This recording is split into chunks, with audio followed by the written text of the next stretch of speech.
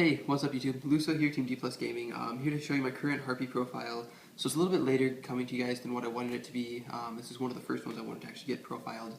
But at the YCS Toronto, Harpies were able to place top 40, and I was able to message the guy who was playing them, and so I was able to learn a little bit more about his deck and why he made some of the choices that he did. And so I've been playing around with it. My build is different than his in quite a few respects, but I do have some new tech choices that I hadn't considered before from that. And so to start things off with your generic Harpie Lady, you have I'm running one Harpie Lady 1 and two Cyber Harpie Lady. So again, ban list Rabbit was put down to 1, and so that kills the Rabbit engine in the deck, and so I'm going without now. And so with this, both of these are treated as Harpie Lady in the deck. And so I'm running Harpie Lady 1 just because it helps to push for game at times. Although at the same time, when I'm top decking kind of late game, I'd much rather see a Cyber Harpie Lady than a Harpie Lady 1. And so with the guy who did place top 40, he ran 3 Harpie Lady 1. But at the same time, it was kind of a cost thing because Cyber Harpies are still expensive. But to me, I have access to them, and so I'm going to play 2 of those still. Next up, 3 Harpie Channeler. So she's kind of the boss of the deck. I mean, she's what you're searching for. You summon her, you can pitch a Harpie card to special summon a Harpie from deck and defense position, and then when there's a dragon on the field, she becomes level 7, so it makes her really great rank 7 plays. And so she's what helps the deck out and what makes it really playable and competitive.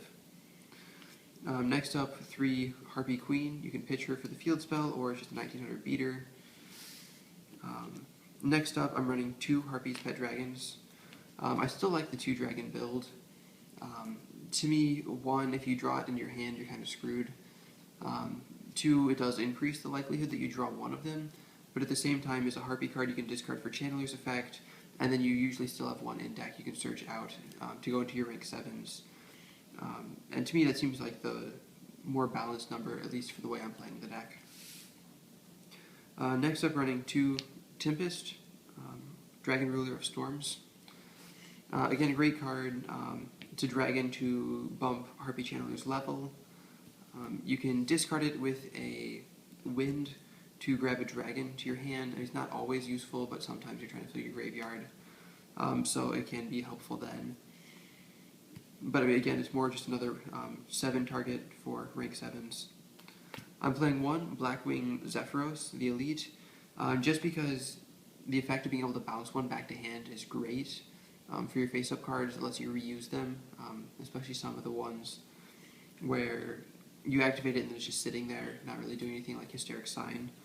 So really good. Plus it's a winged beast, so it's an Icarus target. It's a dark, so Key Beetle target, which I'll get into later. It's just really versatile in the deck and puts out a lot of plays. Still running 2 Summoner Monk is absolutely broken in the deck. Being able to discard Hysteric Sign and go +3 at the end phase is just really great. And the Dread of the Monsters is just 2 Maxi. Basic hand trap, gives you draw power, speeds up the deck, especially with a lot of the meta that's currently going on at the moment. I'm going to move on into spells. Triple Hysteric Sign. You can activate this to grab an Elegant Egotist, or you can take and, I guess when it's sent from your hand or field to the graveyard, during the end phase you get to grab 3 different Harpie cards from deck to hand. So this will give you insane draw power, it gives you insane hand advantage. And plus you can set this in your back row, and if your opponent takes and blind MSTs, they never see this coming. So it kind of helps protect your actual traps in the back row as an extra bluff, so to speak. Elegant Egotist, it's a good card, but since you have 3 ways to search it, you only need 1 of them in the deck. With this, if you control a Harpie Lady, you can take and special summon a Harpie Lady from your hand or deck. And so Channeler, Queen, and Cyber Harpie Lady, as well as Harpie Lady 1, are all Harpie Lady, or considered Harpie Lady on the field and in the graveyard. And so if you have any of those on the field, you can activate Elegant Egotist, and then Harpie Lady 1 and Cyber Harpie Lady are considered Harpie Lady in your hand or deck. And so those are the target for Elegant Egotist. And since you only have 3 targets, I mean 1 is more than enough. Next up, 3 of the field spell, Harpie's Hunting Ground. I'm running 3 of these now instead of the 2 that I was, just because you can discard these for Harpie Channeler, because it says Harpie card, which I hadn't noticed before. and so Hunting Ground counts as something you can discard for it. Plus, it gives you a target, so you can discard Queen to search for it, and you can go into a late game Hysteric Party and really push for game. And plus, Hunting Ground is what you use to control your opponent's back row. So with this, every time you summon a Harpie Lady, so pretty much any of your main monsters, you have to destroy a spell or trap on the field. And so with this, you can really keep control of your opponent's back row and keep it in check. Unfortunately, if you summon too many, you have to destroy the field spell because it is a mandatory effect. But I mean, it's really good. And plus, you can activate a field spell and then bounce it back for Zephyros and just reactivate it. So yeah, that's just another one of those cards. You can do that too. 2 Swallow's Nest. This is what kind of helps you get through the deck and helps you search out Channeler. With it, you can tribute a face-up Winged Beast monster to special summon one from the deck of the same level. So summon pretty much any of your main monsters, activate Swallow's Nest, and then you can pull out Channeler. And so I mean, that's kind of one of the key plays. It helps you speed through the deck. It gives you consistency. Mind Control, again, with Zephyros, a lot of dirty plays can come from that. Also, it's just a good card. Steal your opponent's monsters, go into rank 4s, or with Dragon Rulers being so prominent, if say your opponent is going to sit on a Redox for a turn, steal it. With Mind Control, summon Channeler if you have a rank 7. So there's just a lot of good ways to exploit that.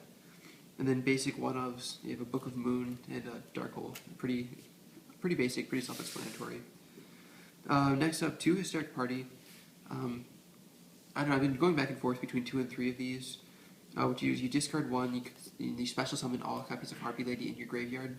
And so it's really good to go for game, although it really sucks opening them both up in your opening hand, which is kind of why I haven't been doing 3 of these, just because you draw into them almost too much at that point. I mean, 2 gives you enough consistency where you have at least 1 per game, if not 2. It's just what helps you go. You spam the field with Harpies. You can either push for game there, or go into rank 4s or 7s, as it may be, if you have another dragon on the field. It's just a really broken card in the deck. Then 2 Icarus Attack. Just because, I mean, 3 is too many, and I mean, 2 seems to work well.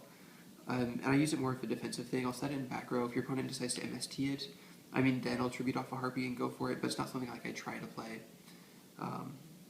It's also versatile. I mean, Blackwings are a very prominent deck, and so you can bind control a Blackwing and use it for your own Icarus Attack and destroy their field. So it's just really good, and it has a lot of applications. Running 2-dimensional prisons, just because I was going to use Mirror Forces, but then the rise of Fire Kings with Garunix, it's just you need to banish it.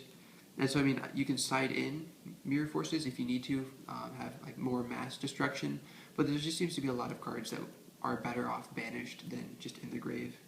Even though they don't have Monster Reborn in this format, there's still a lot of graveyard support out there. Also, to go along with that, a Bottomless Trap Hole, again, banishes. Compulsory Evacuation Device, bounces back to hand. Torrential Tribute, a mass field destruction.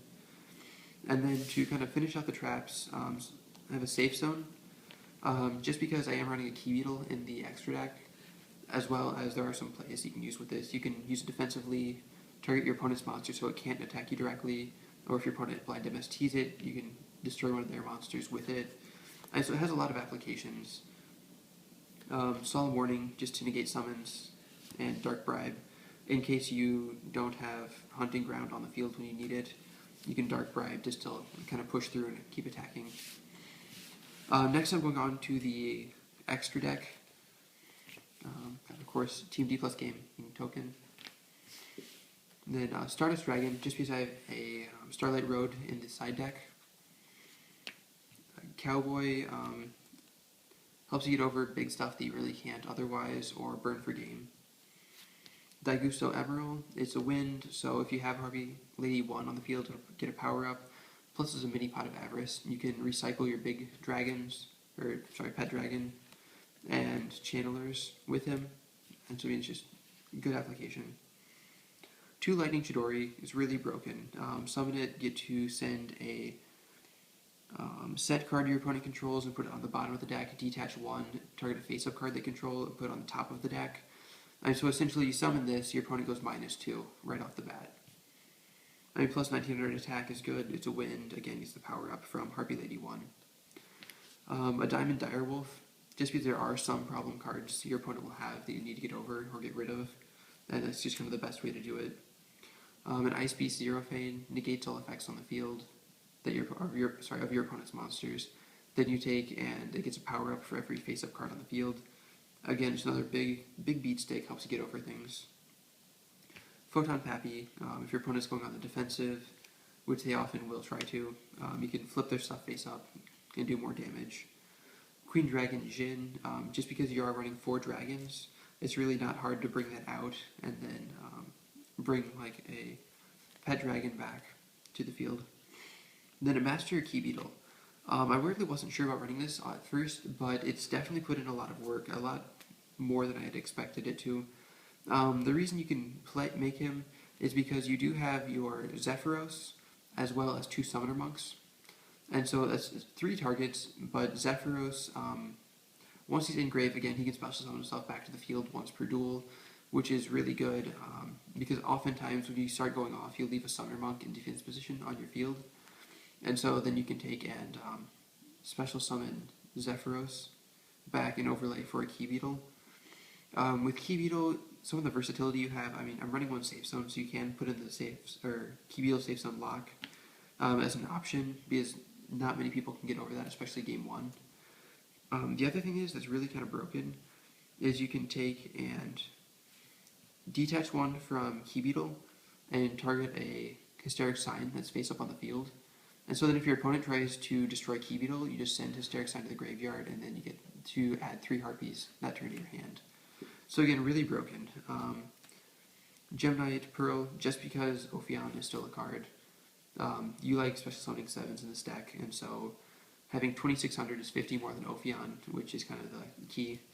Because Evil Swarm has 50 more than everything, and so having 50 more than them is really nice. Pet Phantasmal Dragon, great card in the extra deck, easy to go into with Hysteric Party.